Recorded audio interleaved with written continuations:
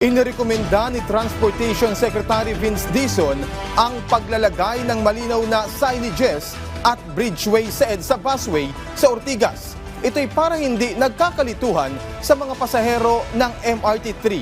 Si Bernard Ferrer ng PTV sa Balitang Pambansa.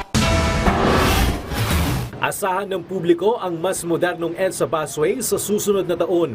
Hakbang ito ng Department of Transportation upang maging maayos at maginhawa ang pagbiyahe ng mga pasahero. Sa unang araw ng panunungkulan ni Transportation Secretary Vince Dizon, personal niyang sinubukan ang pagsakay sa EDSA busway mula Ortigas patungong Monumento upang makita ang mga problemang kinakaharap ng mga commuter. Isa sa kanyang napansin ay ang iisang daanan para sa mga pasahero ng EDSA busway at MRT-3 na nagiging sanhi ng siksikan at kalituhan sa daloy ng tao.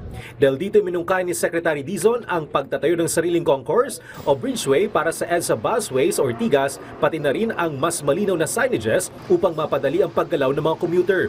Bilang modelo, gagamitin ng DOTR ang disenyo ng concourse o bridgeway ng isang mall sa North EDSA at ipatutupad ito sa iba pang estasyon ng EDSA busway. We're going to start the process of bidding out for the improvement of the stations for this year.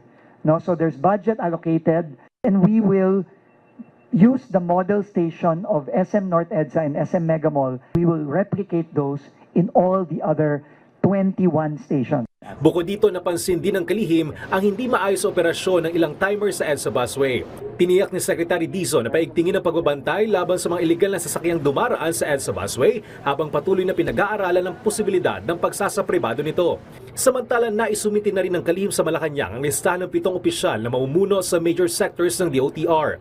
Isa sa malagang direktiba ni Pangulong Ferdinand R. Marcos Jr. kay Secretary Dizon ay ang pagpapabilis ng big-ticket projects ng pamahalaan kabilang MRT, LRT, subway at busway lalo na sa usapin ng right-of-way. Mula sa PTV, Bernard Ferrer para sa Balitang Pambansa.